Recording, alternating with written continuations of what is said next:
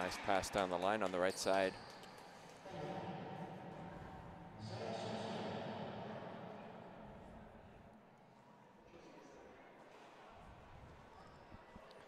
We're still at 0-0. Yeah, the first start to this match.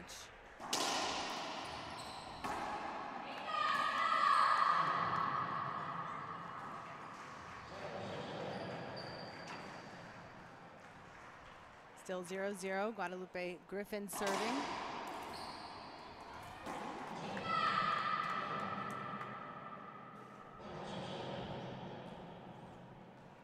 And she gets the first point, 1-0.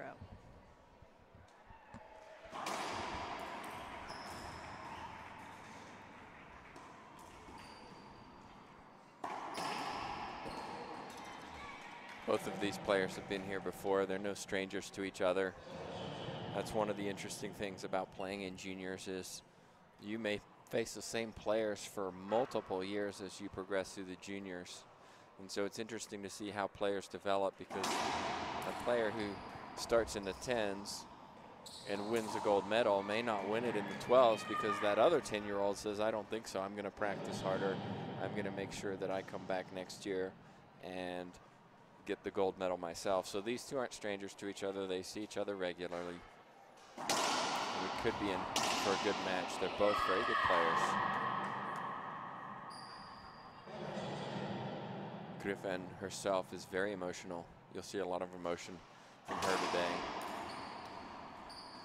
And playing in your home country too, it's got to be another addition to the emotional element.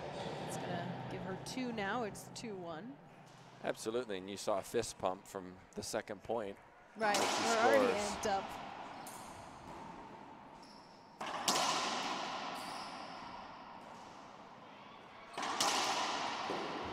Smart play from her across court. You know, talking about these players matching up numerous times, we were talking in the previous match about how you are the age that you are as of January 1st of this year. And so that is another factor of which age group you end up playing in.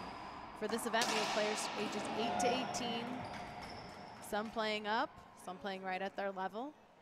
Yeah, and you almost might see a 2-year swing in the age group. Right.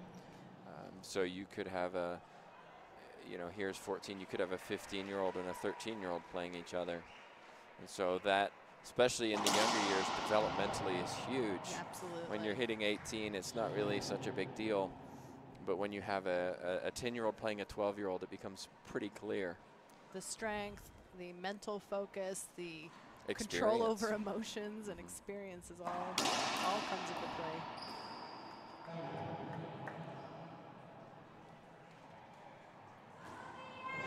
Got some Bolivian fans in the crowd as well. We do. I don't see a coach, though. We mentioned this yesterday. Bolivia don't seem to have a core group of coaches who consistently go from match to match, assisting players. Yeah, I think you see the coaches kind of pop in and out of there. And I'm impressed with how focused the kids are without having that main coach.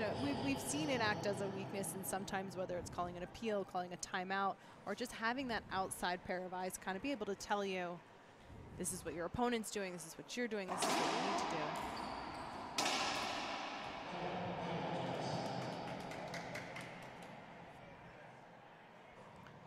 Yeah, you know, these are experienced players. Just because they're 14, they may have been playing since they were 4. So you're looking at 10 years of competition. We also have to consider the fact that we're looking at Mexico and Bolivia, who have a lot of juniors playing around their country. Yep. And so they have a lot of junior tournaments. And so they're not new to this environment, new to competition and playing other kids their own age. Whereas the U.S., maybe they don't have that so much. The U.S. Nationals, Junior Olympics, but only a couple tournaments a year that are dedicated to juniors. Yeah, I've noticed that there doesn't seem to be that many junior tournaments, at least in the USA, to prepare those kids the way they can be prepared in other countries.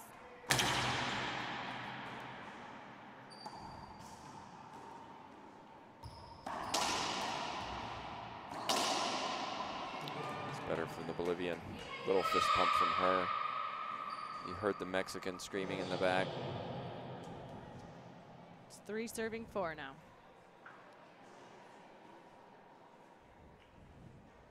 Looks like her coach is Miguel Gardea, so from Juarez here in Mexico. I believe his son is also playing in the tournament this week. In the 10 divisions, I believe. There's a nice touch.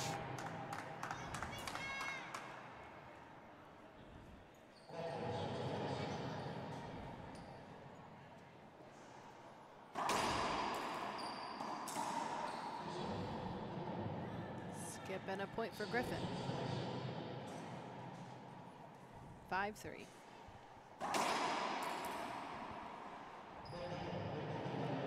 Well, that's one I might appeal.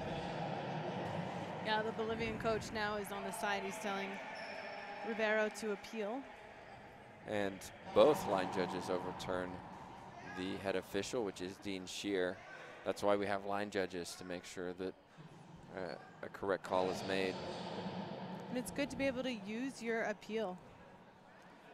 I think we see sometimes players not using their appeals enough. And if you have them, sometimes you should use them because you might get that break.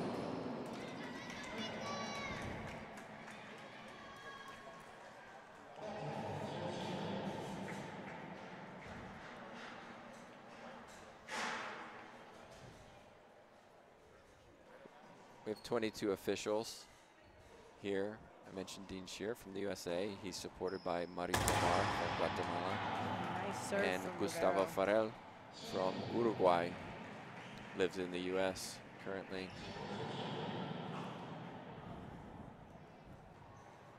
So Griffin in the back, I've seen her play for the last couple of years here at the juniors.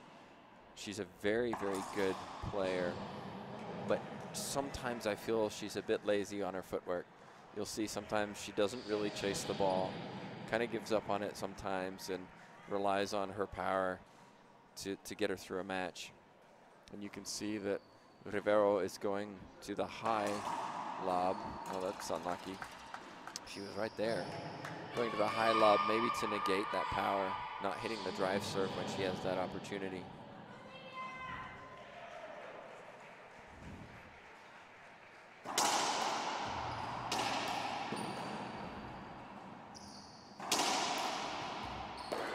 There's an example. I really feel with better footwork and better training for speed, specific speed training for racquetball, she can get those balls back. And as she progresses up in the age divisions, eventually to an adult, that's going to be an area which is going to be a weakness she'll need to correct. Nice serve from Rivero. Ace.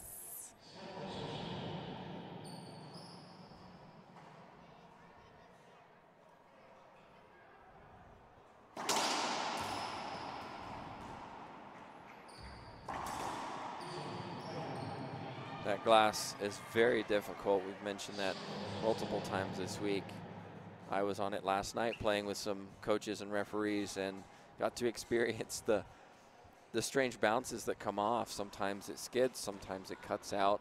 And so players should use it as much as possible, in my opinion, because it creates that idea of, I don't know what's happening next. I don't know where it's going to go. And so as a consequence, it puts the opponent in that position of, I don't know what the right word is here, not scared, but they can't predict. Surprise, I guess. Yeah, they can't predict what's going to happen like they can on the left side. An ace serve. Some great serving from Rivero. Griffin just can't seem to handle it in that back corner. 8 serves 5. Well, Rivero is mixing up her serves as well. She's gone back to the drive serve. She goes to the other side. And again, that's where that footwork, that speed needs to come in. She can get there. But if you're not practicing and working on that footwork and speed, those are going to be ones that you miss when you shouldn't. Well, Griffin calls the timeout, which means we're going to take a quick break, but don't go anywhere. We'll be back with more of the 28th Junior Worlds. It's game one of our 14 and under girls singles match. It's a semifinal, the second we've been streaming today. There are lots more matches all day. You can check out that schedule at internationalracquetball.com. So if you look on the right side of Griffin's leg when you get a chance, you'll see well, you see some pink tape, but next to it is a big red line on her leg. And that's from her hitting her leg in frustration. When you do that, not only are you hurting your leg, obviously, but you're demonstrating to your opponent that you're getting frustrated. And that only provides more confidence for your opponent. Timeout work there. Rivero actually did well going to the front court, got it into the back court, but Griffin there was able to put it away.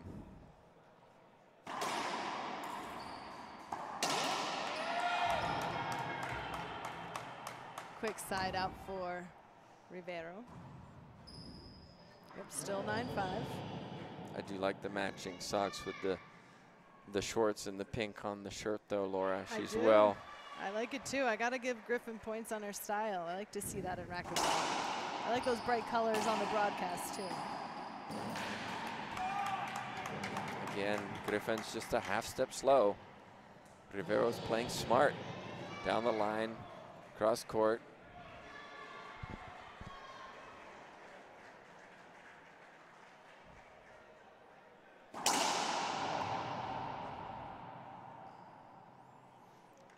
Yeah, it's nice to see the juniors mixing up their serves too. I think we've seen that from a lot of the successful participants or the people who are moving on now to the semis.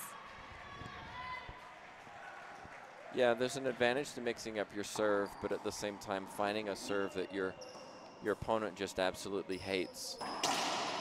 Oh, great pickup. And again. And Rivero finishes it. Two good defensive gets from her. That's what Griffin needs to do. She needs to be able to get those balls back. Rivero showed her how to do it. Finally, on the third one, she got that opportunity to put the ball away. She's in control right now. She is, and she's taken quite a lead. It's 11-5.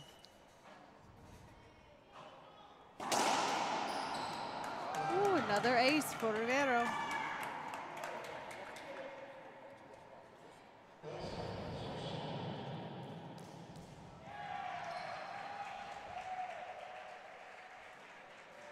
Interesting dynamic here, Laura, is that Rivero, earlier we mentioned, didn't have a coach here and was struggling, and now her coach, Felipe Mercado from Bolivia, is here, and all of a sudden we see some more positive play, and I don't really think he's doing particularly too much, not telling her what serves to hit, but maybe it's just the fact that you've got somebody having that support on your side willing to support you.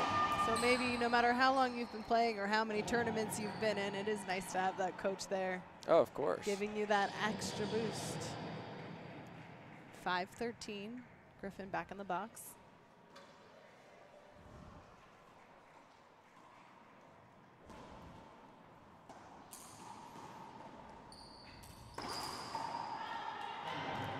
That sidewall glass, you were talking about how it could take a funny bounce, but we're also in a unique situation where in between courts 1 and 2, there's an enormous skylight. The sun is finally out in San Luis, and so that plays a factor against the glare on that sidewall glass. Plus you got that green pen ball, the official ball of the IRF, and there's a green turf on the ground. So again, that sidewall glass can be pretty lethal in a match like this. What we also see is as the weather warms up during the day, the court gets warmer and warmer. And so the ball travels faster and faster. And we're at so that by the high time altitude too. Those 18 doubles are playing this evening around 5 o'clock is what we scheduled it for. That ball's going to be flying everywhere, and it becomes important to be able to control that speed. Going back to what we were talking about on the serve, it's important to have that variety in there. But if you find that serve that your opponent doesn't like, stick with it, and then every once in a while throw something else in just to keep them on their off toes. balance. You can change the height of the ball, change the speed. Good example is if somebody is hitting a drive serve very well, hit that drive serve, but slow it down.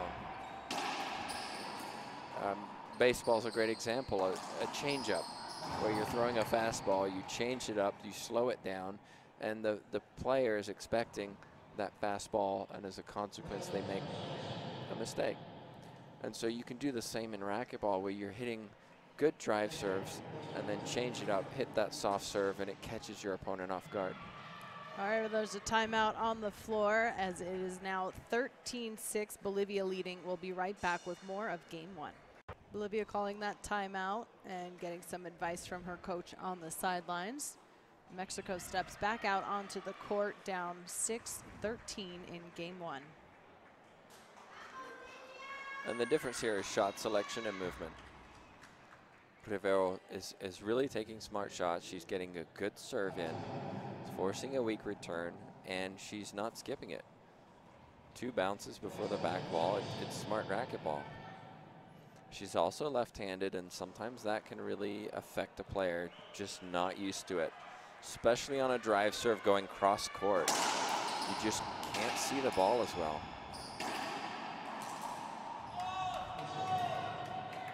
Same instance, a right-sided player playing a left-sided player. The left-sided player in the back struggles with the cross court to their forehand because it crosses their body, and so they don't have as much time to see it. Game point for Rivero.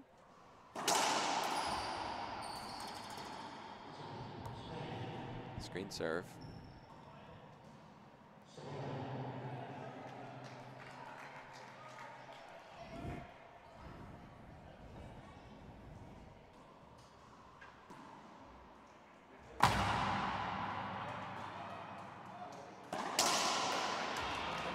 Nice and smooth from Rivero for the winner, 15-6 in game 1.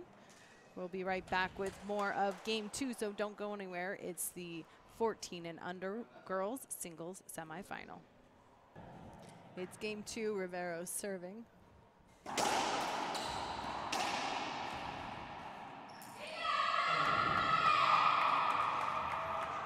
She got caught there in the middle with the ball high. Tried to guide it into the corner. Let's see if Griffin can do something different. High lob to the backhand. Excuse me, forehand. Nice down the line from Rivero.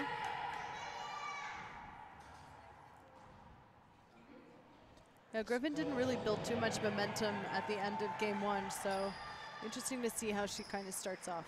And I find it interesting that they're serving to her forehand.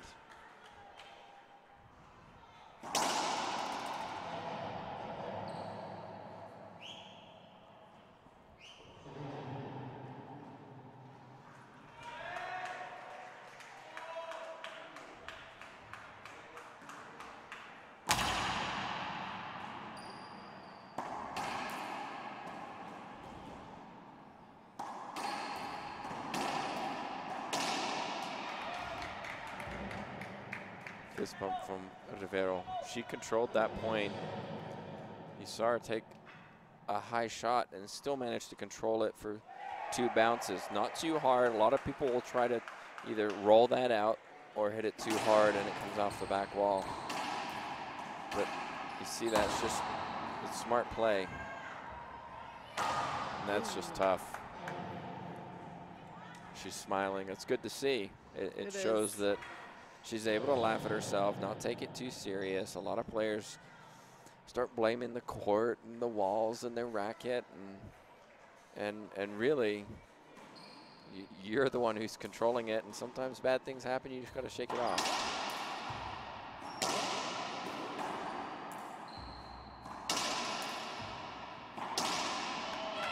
That's better from Griffin. She controlled the middle. Rivero couldn't put it down.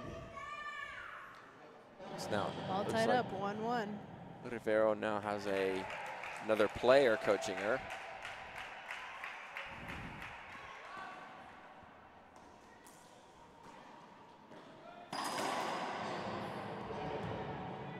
So So you saw Griffin, she ran around to the left side to take it on the forehand. You sometimes see that in tennis. And that's kind of telling Rivero, look, she doesn't want to hit a backhand. Not so confident in that backhand.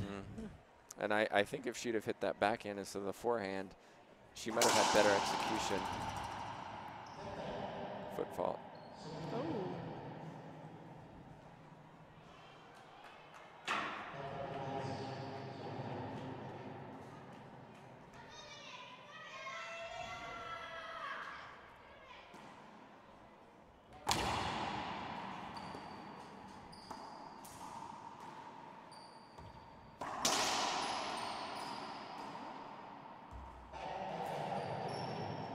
That'll be a replay. Hitting that 12-foot spot, back glass. It's happened a lot this week because of the altitude and the speed of the ball. I haven't seen many players use it to their advantage. What I mean by that is if you're stuck and you're lunging for a ball and you don't know what to do with it, you're out of position, sometimes it could be an advantage to just hit the ball as hard as you can at the ceiling so that you get that replay. Good fresh start. Start that one over. Griffin wants a bad bounce on the back wall for a replay. She probably won't appeal if she wins this point. You're right. Looks like she's going to stick with it. We saw De La Rosa use that ceiling ball to get a replay times in the Pan Americans here in March, and you can watch those on our YouTube channel.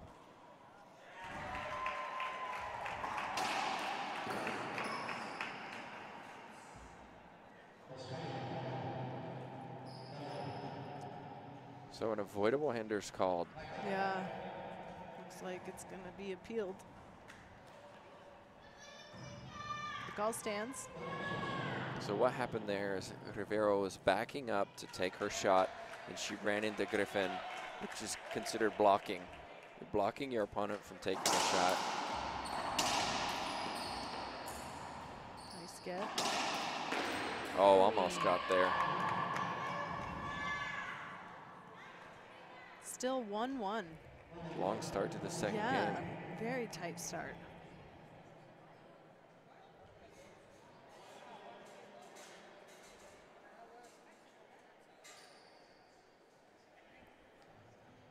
And they're marking off an appeal that Griffin used.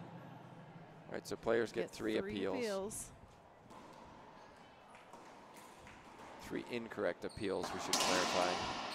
Yeah, if you win the appeal, doesn't count as you using one of your appeals. So this is going to be either a warning or a technical. At least a warning. So players are not allowed to hit the ball after the rally.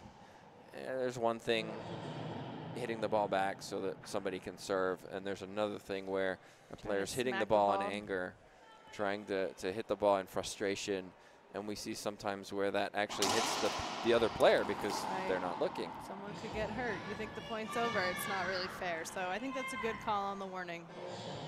Yeah, it's not safe, and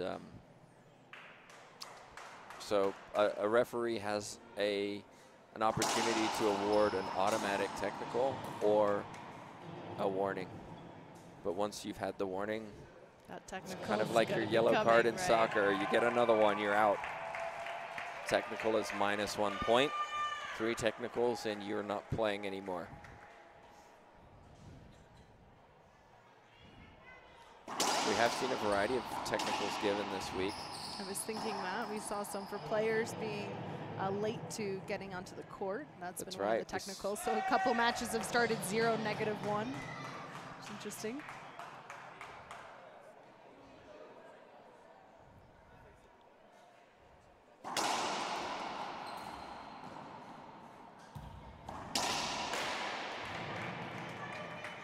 It is 4-1 for Rivero. Yeah, I was wandering the courts just before this streamed match, and one of the Bolivian players received a technical for hitting the ball without his eyewear on in the court, which is an automatic technical.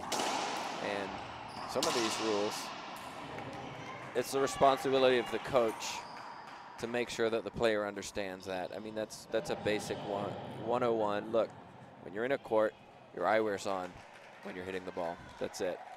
And so hopefully the idea behind this is that these technicals will reinforce the rules so that next time the players learn their lesson, because ultimately that 1 point could be the difference between That's winning and very losing. true. And I think it really plays up the safety aspect of it too. You know, it's fair for the player. You don't want someone getting hurt and permanently injured, whether it's with the eye guards or hitting the ball after the point. Good shot from Rivero, took it high, went straight down the line. Again, I feel that Griffin could get there. She kind of half-heartedly goes for it. She's got to commit on those situations. There's a gold medal opportunity on the line here.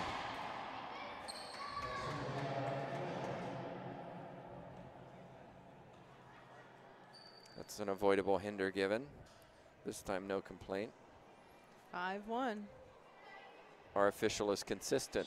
It's happened twice. He's given the same decision twice, and this time there's no appeal. Why? Because she knows it happened the same time last time and I lost the appeal, so why would I appeal?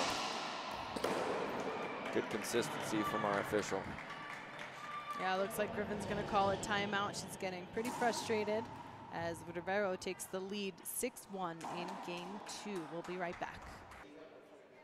We're back in game 2 where we saw Griffin using a timeout against Rivero as Rivero takes the lead 6-1 in game 2.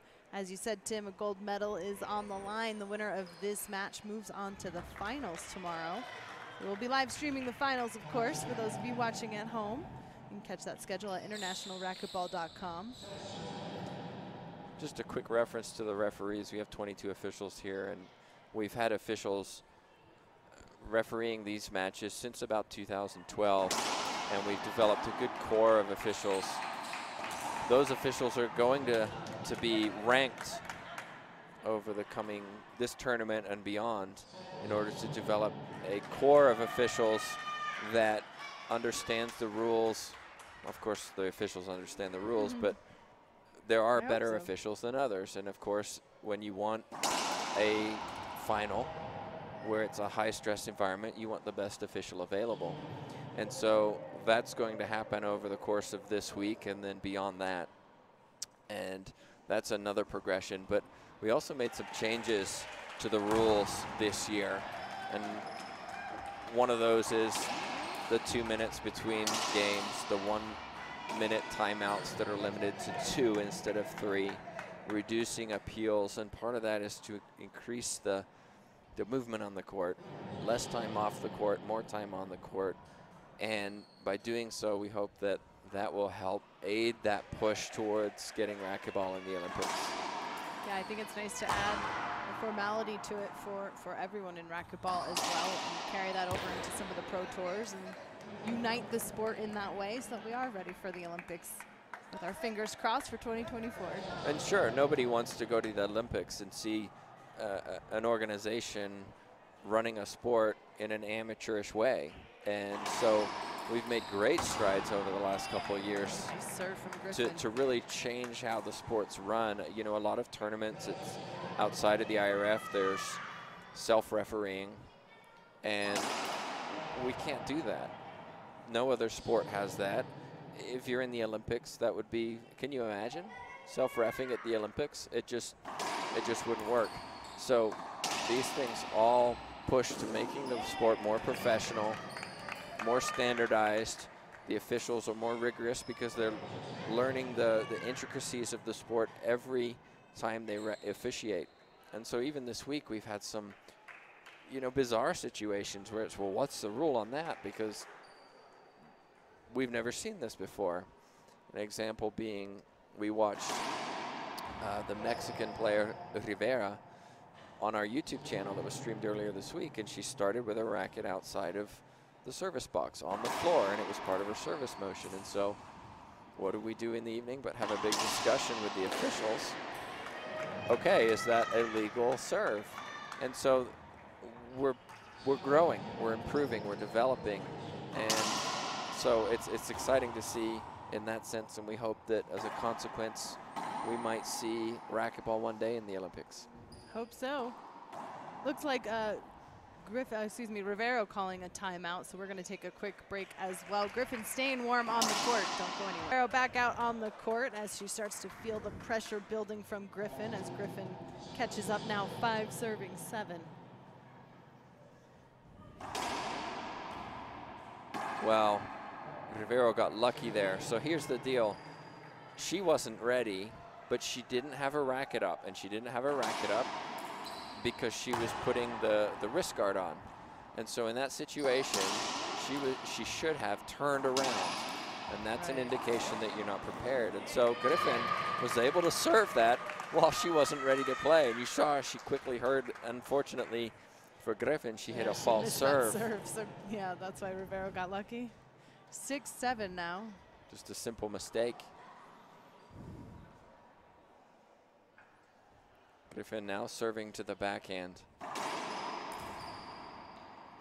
Has to be an avoidable hander. That's the 3rd one for Griffin. No complaints from her coaches. I'd have to agree with the call. You can make your own minds up at home.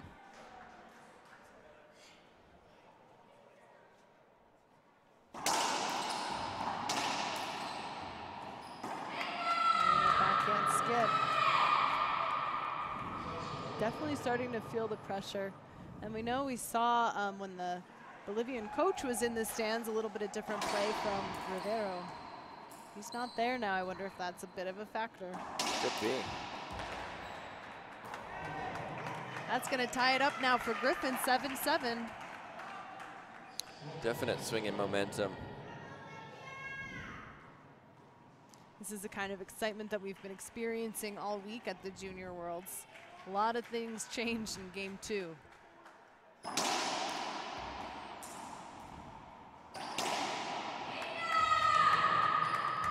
Big shout and fist pump from the Mexican.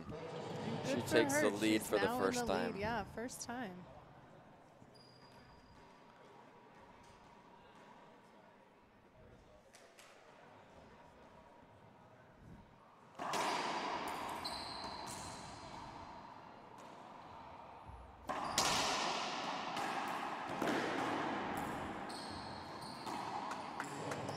Another skip from Rivero, but again, it's on the backhand side. The serves are all going to the backhand now, and I almost wonder if in game 1, the player or maybe the coach didn't realize that Rivero was left-handed. Right, maybe. It does happen. That's better. All right, there's a successful backhand from Rivero. Yeah, the Z serve was very short and allowed Rivero to have a full swing on that.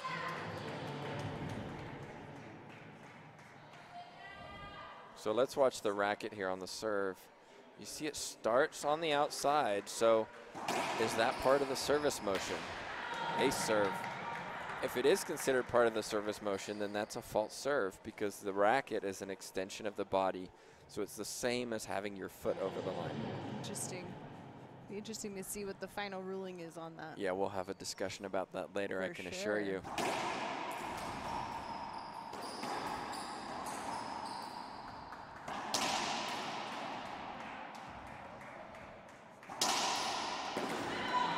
Nice wide angle pass.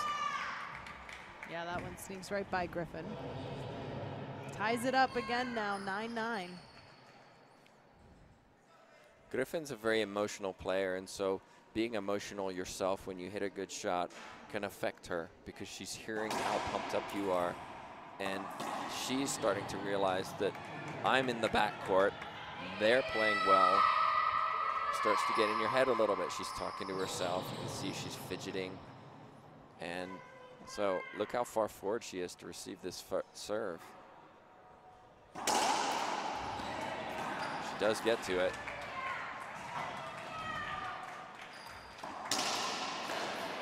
It's unlucky from Rivero. She was there, but a good shot down the line from Griffin.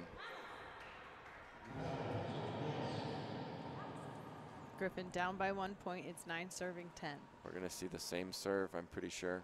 If we do, it's a better one. Wow, another nice cross court. from Griffin for a point. Ties it up again. Third time we're tied. 10-10. Situations like this that highlight the importance of having a coach in your corner.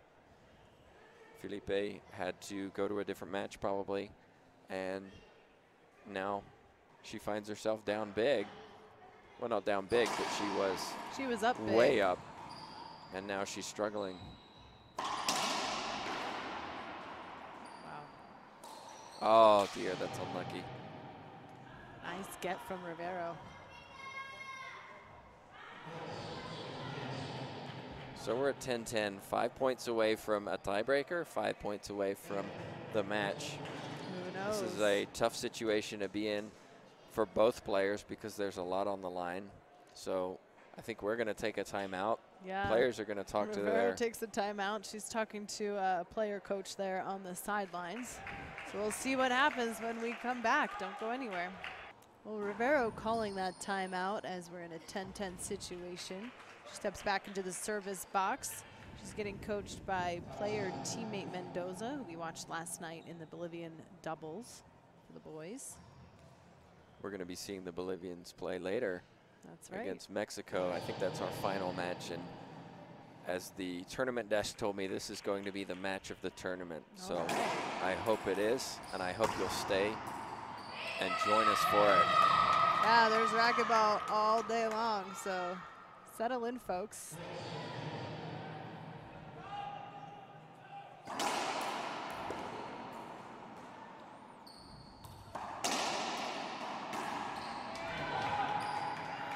You see each player getting more and more emotional. Yeah, the fans are filling the stands. Obviously, Mexico have a lot of home support here. Home support does make a difference, which is why, for example, in the Olympics, you see a lot more of the home country winning compared to when they're away from home.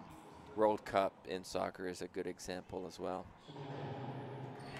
Yeah, there's something about playing in front of your home audience, playing for your country. It's a huge honor and very exciting.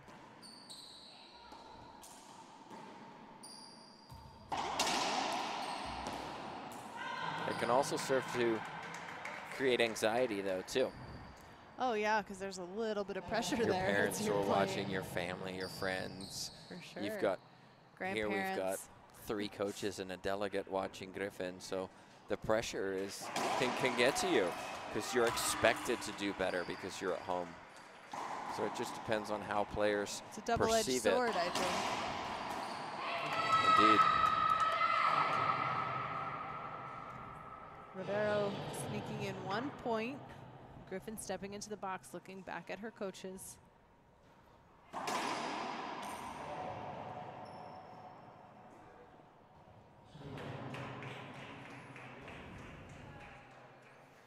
Consistent with that Z to the backhand.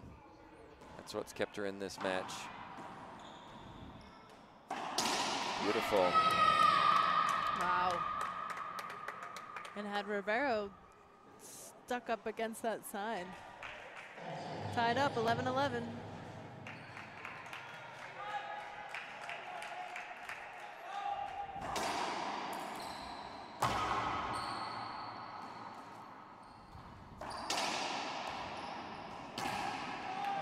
Nice soft hands there from Rivero.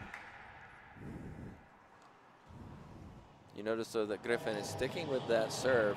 That's what's got her in this match. She's not hitting lobs to her forehand anymore. And, you know, once you find that one that gives you that opportunity, you want to stick with it. What I'd like to see her do is every once in a while look like you're going to hit that Z serve and go cross court to her forehand, because I don't think she's prepared for that. She's just waiting for the Z serve now.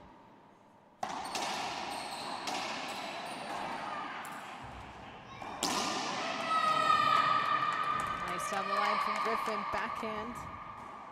Still tied up, 11-11.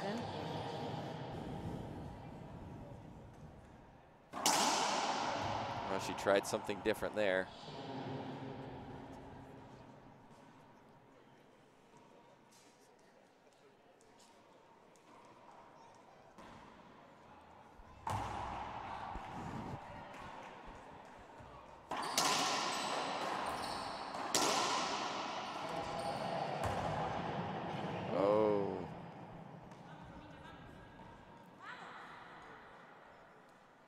Replay's called.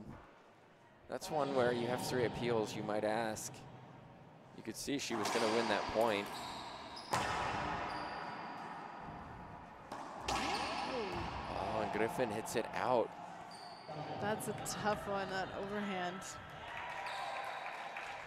She does show a lot of frustration, too, when she makes a mistake. Like you said, she's an emotional player.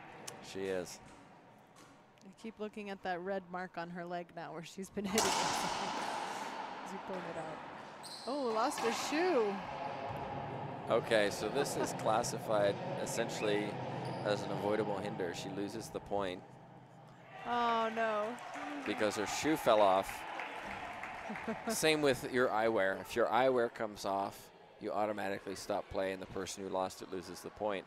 It's just there funny are certain that it's a shoe, though. I mean, a that's shoe's very hilarious. uncommon. When have we ever seen that? I could see eye guards, right? And she laughed at it, too. Yeah, but that's unfortunate. Now it's a side out. I don't think But she's aware of that yet. Yeah. She doesn't know the rule that it is a side out. Oh, that's too bad. Now, if something does fall off, let's say, I don't know, something falls off your like a piece your of leg, knee pad, we've seen that happen. you can continue play if the referee deems it's not a safety issue. But anything that's a safety issue, that should be an avoidable hinder. Good decision. But there'll be an appeal. Both line judges agree. That's her 4th avoidable hinder. Yeah, 4th. So a lot of players think that if I jump and it hits me, good. then it's replay. But the issue becomes, well, what's the height that you have to jump? And I've had this situation myself with some of the juniors where, they say, Like, but I jumped. But I jumped. Well, And not that's high not part of enough. the You're rule. not Michael That's not in Jordan. the rules. And if you don't want it to hit you, maybe you should jump a little higher, Laura. Maybe a duck. No. But that's one of the big errors that players don't know here at the juniors. And again, it goes back to the coaches. The coaches need to know the rules. If they don't know the rules, education, I think, involved. exactly, that you're they saying. can affect the play of the players because the player gets frustrated. And they just don't know. Griffin now in the lead, 12-11.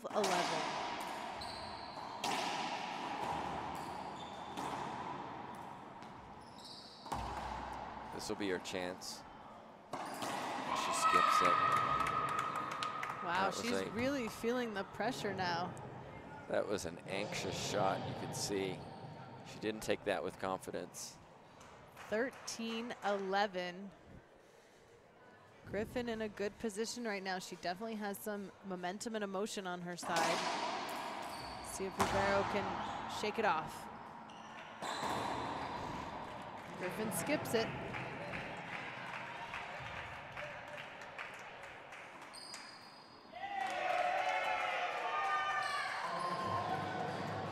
Griffin went for the pinch kill there. Didn't move her feet, let the ball come to her. Whereas, you know, the ball is almost never going to come perfectly to you if you're just standing there. You have to move your feet, position yourself to take the shot that you want. Easier said than done.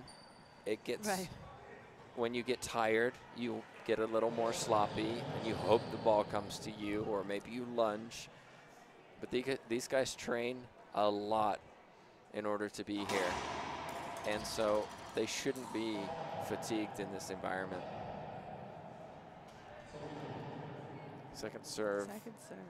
Foot fault, I believe.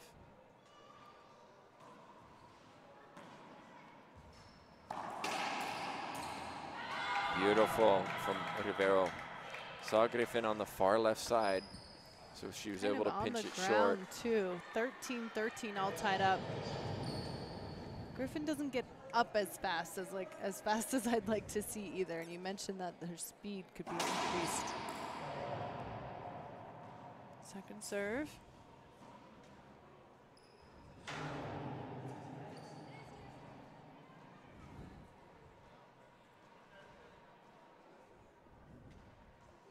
So both players are hitting the same serve to each other on the backhand side.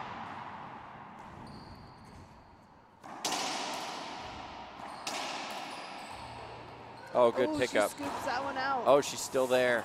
Oh, and she puts it down. Sheer hustle. Unbelievable. And look who's back. It's our Bolivian coach. 14-13. He has good timing if he wants her to pull off this win. Griffin calling a timeout. Probably a good timeout. Felipe is going to have some words with Rivero. We'll be right back to see if Bolivia can close this out.